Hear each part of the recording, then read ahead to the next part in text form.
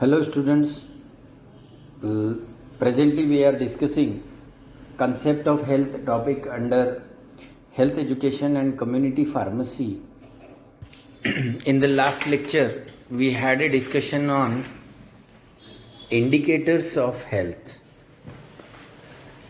We have seen that indicators of health are nothing but the collection of information or data, or you can say these are the parameters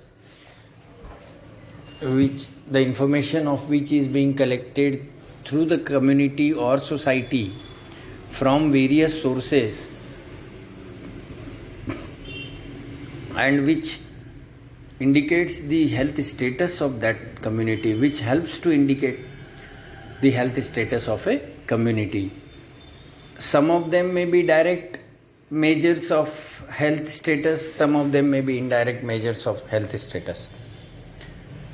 And these indicators are very important, particularly for the government, in number of ways. Say for example, from these indicators, government can compare the health status of two communities. The community may be a small group of people living in a particular area, or it can be a population of a town or a village or a city or a metro or a state or a country, like that. So one can compare the health status of two communities. Now what is the use of this comparison? This comparison will help the government to assess the exact situation of the people living in that particular area with regard to their health status, so that what is to be done has to be decided. Now friends, you all know what is the purpose of government. Why there is a government? Though government is there because everything should function smoothly. They can make law, they can implement law, they can have a control over people. Okay, that is different part. But actual purpose of government is welfare of the society. To have a better society, to have a developed society, to have a healthy society, this is the actual aim of the government. That is welfare of the people who are living in that country. And for assessing up to what extent the government is successful in getting its people healthy, or in getting a healthy society, you can say. So government can do the required things on the basis of these indicators.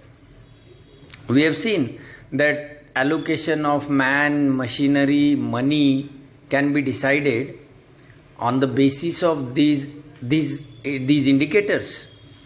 Then government can assess that if they have run a particular health scheme last year, now what is its effect, whether the people are utilizing it.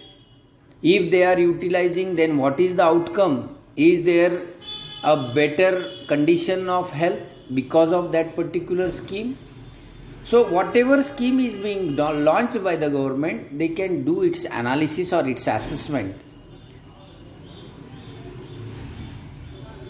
So, and again, for budget allocation, when the Ministry of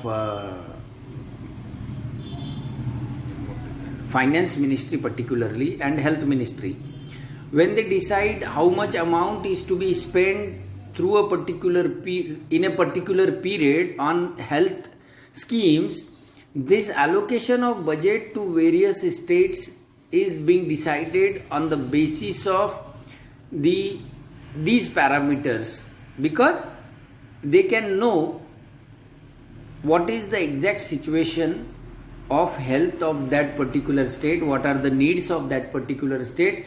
Is there something is to be done, or only small thing is to be done, or a major investment is to be made in that particular area?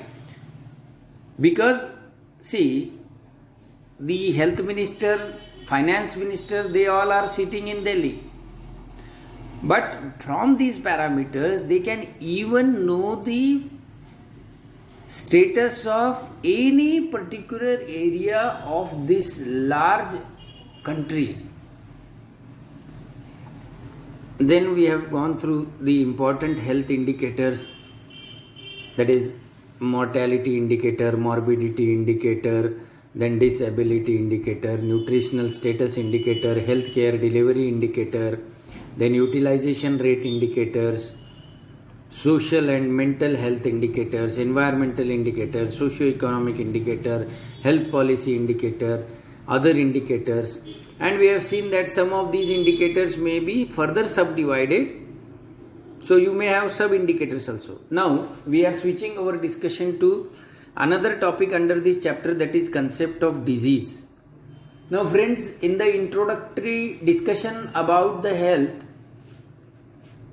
concept of health, we have seen that there can be different definitions of health, because different people may have different perspective of looking at the health. Some may treat that physical health is the soul health. So if one is physically fit and fine, he will think that I am physically okay, so my health is okay.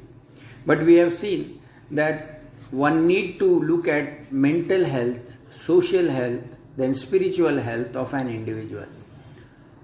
Then again we have seen that if suppose we go to a dentist,